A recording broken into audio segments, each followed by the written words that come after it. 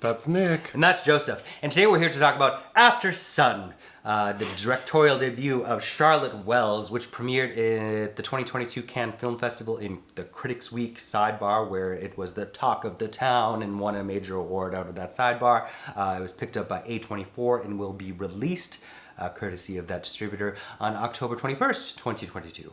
Did you see this at Cannes? No, I didn't. I saw several other Critics' Week films, but I think once it was picked up by A24 and you missed the screenings, it was difficult to get a hold of. It also just played at TIFF. This director Charlotte Wells has done other films. This is her debut. Oh, debut.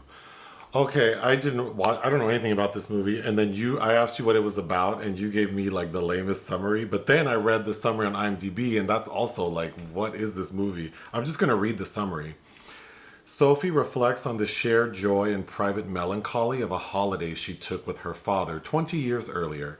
Memories real and imagined fill the gaps between as she tries to reconcile the father she knew with the man she didn't. Who's Sophie?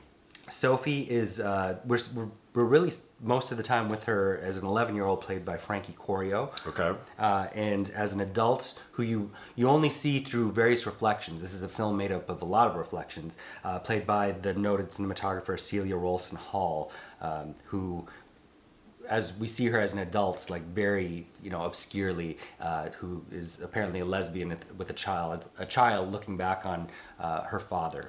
Why is the holiday described as melancholy? Because it's clear that it's her parents. It takes us a while to orient ourselves in the story, and timing wise, and where they are. It turns out they're somewhere in Turkey. Her father, who's only 30, about to turn 31.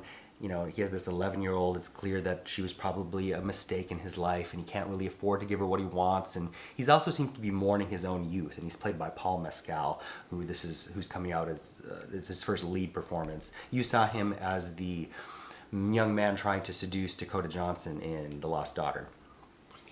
The young man trying. Oh, like the good-looking young guy. Yeah.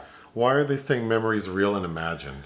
Well, so Sophie, as a young girl, as an 11-year-old, she's filming her dad on her own camcorder. So there's that kind of footage, and that's what we realize the older version of Sophie is kind of looking at. We see her reflection in the TV as she's watching these old memories, and then the film transports us into the fabric of her,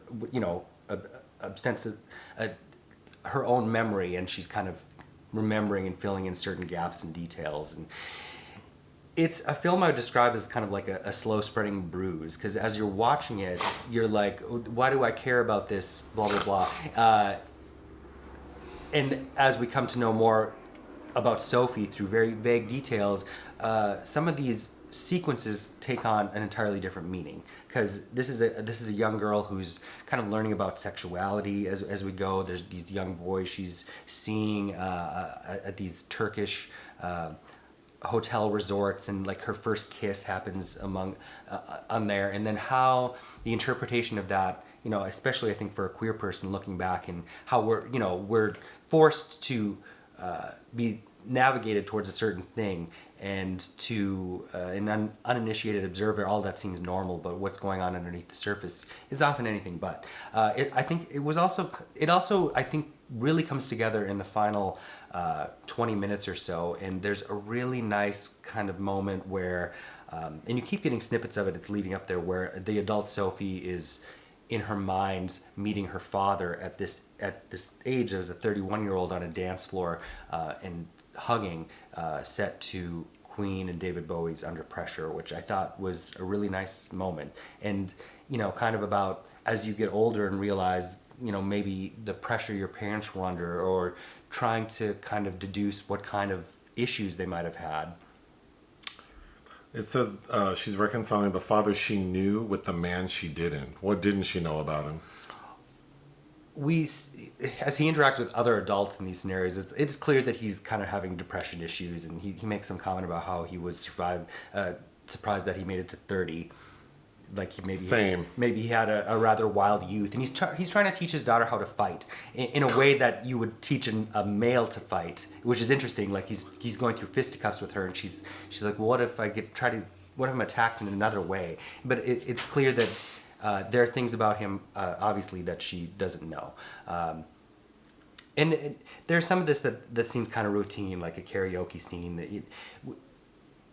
I think for Charlotte Wells, it's a really well done, subtle film, but it's also something very similar that we've seen a lot of other filmmakers do before. So I'm curious to see where she goes with this, because in her career, because somebody like Lena Dunham or Xavier Dolan, who I think their best works are dealing with things that they're familiar with in their own kind of realm, and then as they've gone forward as filmmakers, it seems like they aren't quite as adept at dealing with things outside of their, maybe narrow worldview.